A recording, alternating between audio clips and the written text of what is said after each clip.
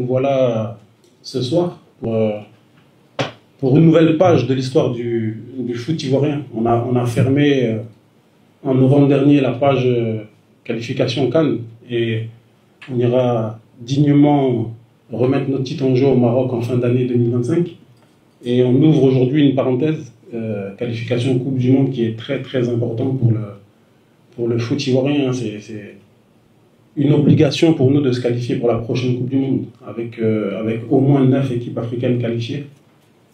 La Côte d'Ivoire ne peut pas manquer cet événement, ne peut pas manquer la Coupe du Monde, la prochaine Coupe du Monde, surtout que ça fait 2 éditions qu'on rate. Donc c'est une trêve internationale qui va être très très importante pour nous.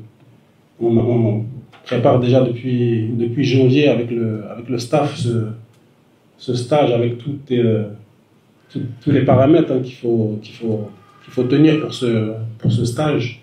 Et notre objectif, il est très clair, c'est prendre les 6 points et sortir de cette trêve internationale au moins avec notre point d'avance qu'on a sur le Gabon, en espérant que eux aussi fassent un faux pas pour accentuer un peu plus l'écart avec eux. Maintenant, l'objectif, il est simple, hein. Il faut qu'on prenne les 6 points sur les 2 prochains matchs.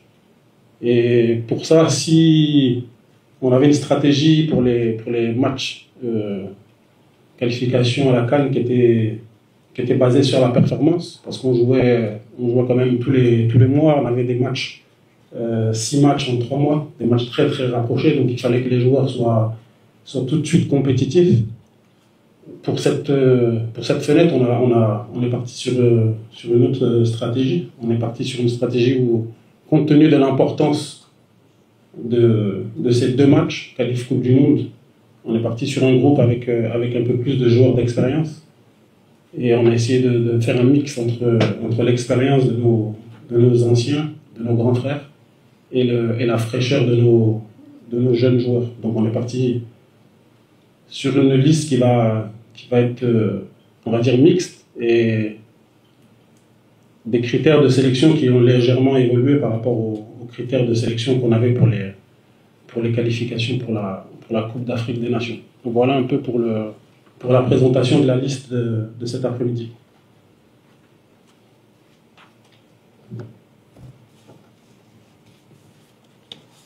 Donc ce que vous attendez tous, hein.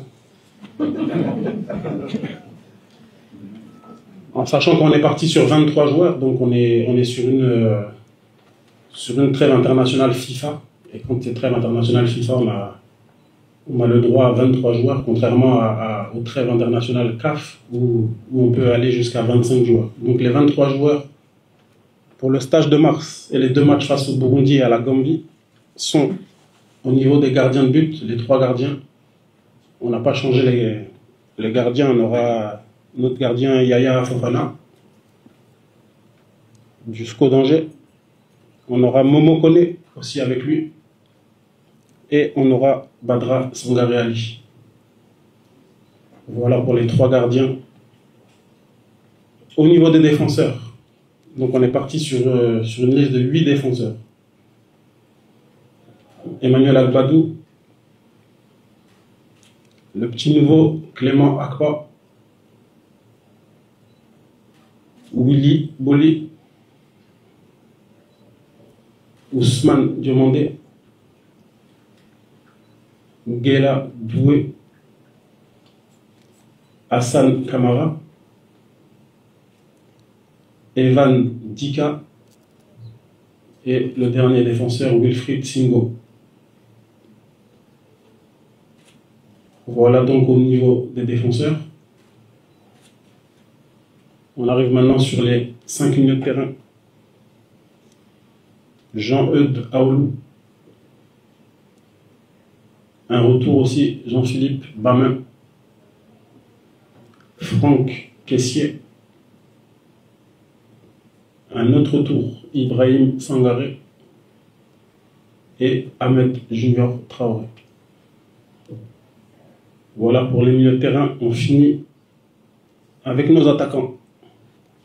Simon Adjingra, Bayo Vakoun, Oumar Diakité, Evan Guesson, Jean-Philippe Crasso, Sébastien Allaire et Nicolas Pepe. Voici la liste des 23 joueurs retenus pour le prochain rassemblement de la Côte d'Ivoire.